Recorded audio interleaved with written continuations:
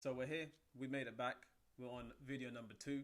I didn't think he'll get this far, you didn't think he'll get this far, but let's get into it. So obviously you can see in the title, this is all about Lockdown 3.0. Is it even a lockdown? Well, it's definitely a lockdown, but it's just not labelled officially as a lockdown. You see how unclear that is? Well, it's something we should all be used to. It's all about tiers now, isn't it? Tiers 1, 2, 3 and 4. It doesn't really matter because everyone's in tears at the moment. So it's been a strange year. 2020, wow. It's definitely been a year to reflect. It's been a year of difficulty, isn't it? Because at the same time, it also brings in a bit of realness to the situation.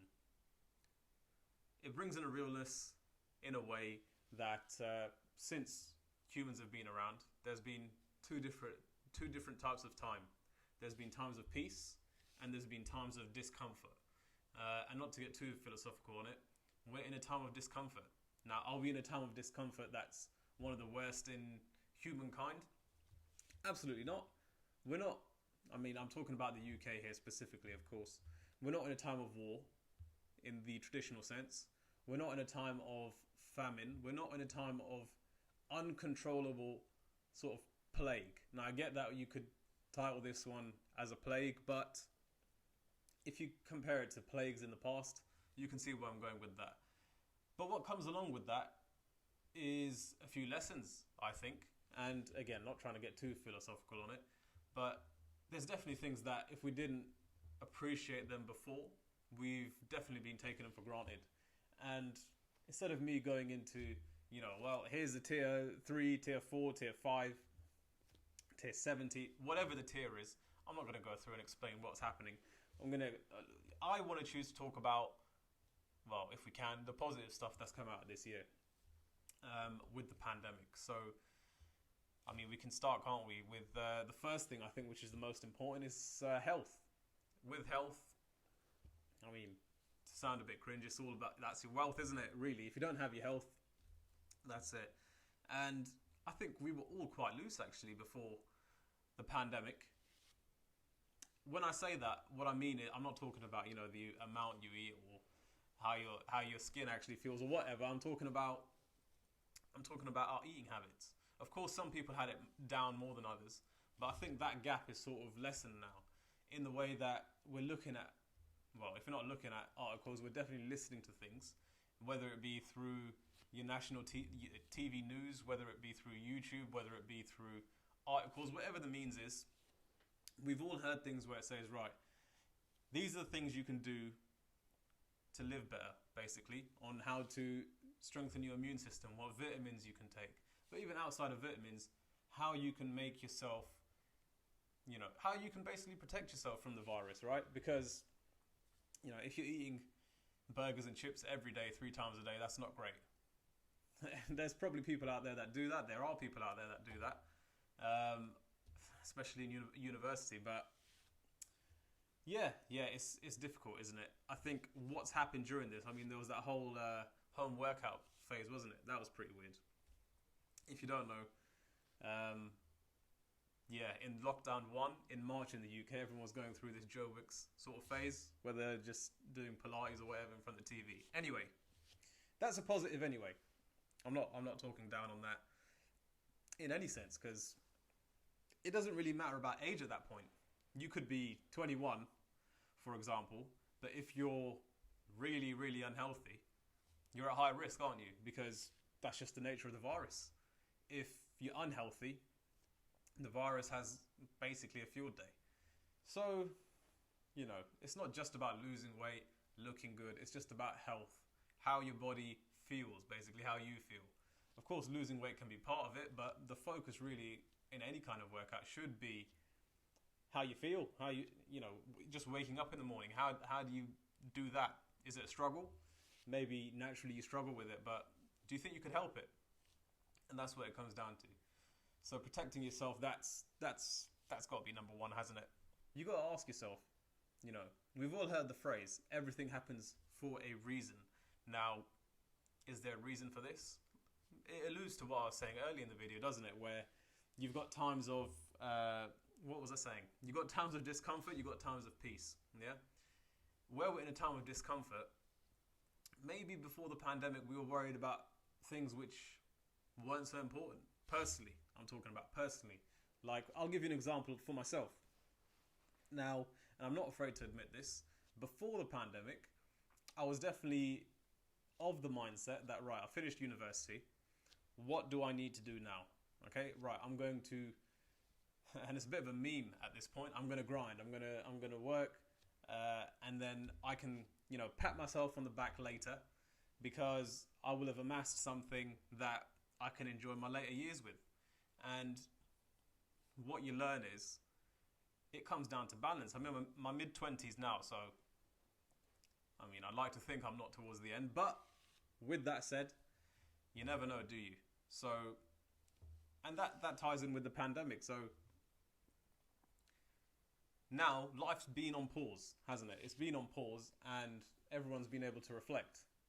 That's half the day now, because you're locked down, aren't you? So, and part of that reflection is you realize it's about balance. That it should be a balance in grinding. It should be a balance in R&R, in your rest and relaxation, right? Because you can't go 24/7 hard all the time. You do burn out, and I've experienced that myself, definitely. So it's important. It's important. By the way, all of this is off the cuff. So if I keep looking over there, it's because I'm thinking, which can take a bit of time sometimes, but that's irrelevant. So yeah, it's all about balance. It's all about balance, because now I've realized that, again, in my mid-20s, in terms of holidays, I've probably been out of the UK maybe 3-4 times, and I've suddenly got this itch to go and travel, which again is a meme, isn't it? Because it seems that anyone that does get the virus, they want to travel across the land, searching far and wide. But I've got this real itch to go and travel now. I want to go, Turkey definitely, Istanbul definitely, I want to go Pakistan definitely. Just because I've neglected to get through working so much and working so hard and putting in extra hours and overtime and all of this kind of thing. But you take a step back and you think, there's more to life than this. Of course you need to do that, and of course you should enjoy what you do, which I do. But at the same time, you need to rest. You need time for yourself. You need time to be with your family, with your friends, and really go forward with things like that. So yeah, balance is definitely an important thing, because I've definitely changed my mindset on that. As soon as this thing is over, which hopefully is soon, I'm hopeful. Hopefully by summer, let's say. That would be ideal, wouldn't it? But when, this eventually does blow over, traveling is high on my list. For sure. What I've been doing anyway, and I'm sure many people have, is to cope with that traveling itch. I've been on YouTube, man. I've been on YouTube, and I've been putting on like these travel vloggers. They go to all different kind of places in the world. The most luxurious, standard places. Don't get me wrong. I say standard. They're amazing, amazing places. And they'll just talk with locals. They'll eat food. It's good stuff. And that sort of calms my itch a bit anyway. So yeah, travel, that's important. For me, I thought it was underrated. Now you get to realize that there's more to the world, more to life than just staying in the box where you live. When I say in the box, I mean your area. So yeah, I've been doing that. I'd barely leave. I wouldn't say I would barely leave my area, but definitely I don't go out the southeast of England too much. That's for sure. But yeah, I've also, what not only me, obviously, but personally speaking, you get to see how much money, means to this society. How much everything runs on money. Oh, we need to open these shops, we need to open that shop, because money's important. Money's this, money's that. In the UK, we've got things like furlough schemes going, which is like, if you're not going to work, the government's going to cover it. I know that's going on everywhere. Well, I say everywhere. Shows that's a bit ignorant, isn't it? I know that's going on in a lot of places. Yeah. And for a lot of people, I think there's a bit of disillusionment, isn't there? Disillusionment with the fact that, hang on a minute, we're in a pandemic. Why are we hearing about things to do with the economy at the level we are? Now, the economy is important, but we're not in 1918. We've got things like the internet. We've got things like Amazon and all these kind of websites where we can do our online shopping. Not necessarily just that. You can go to your supermarket's website. You can go to technology websites. You can go to there's almost an online shopping website for everything in 2020. I just think that people know that lockdown's around the corner, especially in the UK. A lockdown is always around the corner. You're 1 week away from a spike in cases, and then that's it. Everything shuts off. So going to Tesco becomes an event. Going to your local shopping centre is an event. Going to a shopping centre 10 miles away becomes a mega event. You can't wait. You're thinking about all the things you're going to buy. So there is a sort of a weird euphoria about all of this. And, well, can you blame anyone? Because I think everyone's just so fed up.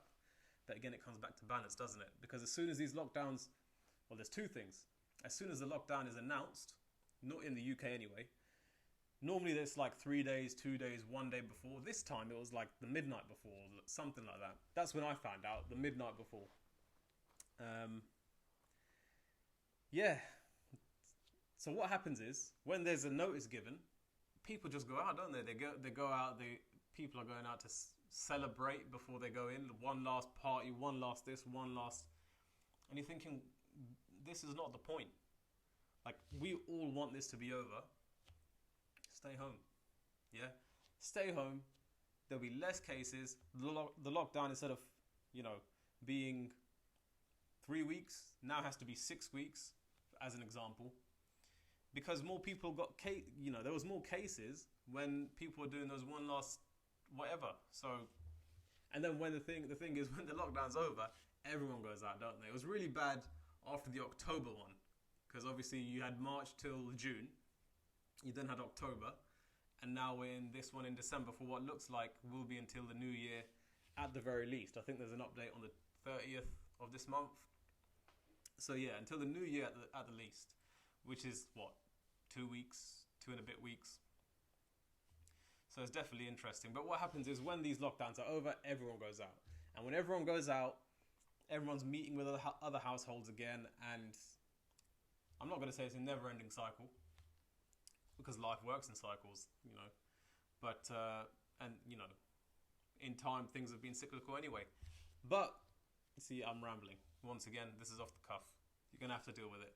But yeah, I think the more we can restrain on that and the urge to go and mix and everything like this, the sooner this kind of stuff gets under control, doesn't it? So, yeah, which comes back to what I was saying at the beginning. If I wasn't saying it at the beginning, I was probably thinking it, is that we took this society for granted, didn't we? That everything should be a certain way, that everything's in supermarkets. You can go and buy your food, you can go and do this. Something like this throws it all out the window. Strange time, definitely. That's my thoughts on the lockdown anyway. I don't want to get too depressing about it, but, I think, just to sum it up, we've all, it's been a bit long, hasn't it? 2020, but hopefully 2021's better. But again, to sum up, we've all learned a lot of stuff. We've all learned a lot of stuff just living through this. And it's a bit cringe, but, everybody needs times of difficulty to grow. If you're not going to have any kind of difficulty, you're not going to stand up for nothing, you're not going to be much of a, much help at least in times of adversity. Not even difficulty, just confrontationally or whatever. So I think, everyone's going to come out a better person for this. Everyone who's suffering in hospital, thoughts go out to them. Those who lost their lives, their family, thoughts go out to them. I think, hopefully, we're towards the end of it. Summer is looking hopeful. That's the idea. Winter, we know it's going to be a long winter. Let's see where we are at the end of winter, and then we can take stock and then perhaps start to get a little bit back to normal compared to, what we've been doing recently. So if you like what you see today in this video or tonight, whenever you're watching, if you like what you see, give me a like if you like. I guess subscribe if you like to get more content coming through. It's a lockdown 3.0, isn't it? There's not much else I can do, so this is filling my time. Maybe it can take a short amount of your time as well if you enjoy it. And yeah, like I say before, catch you on the next one.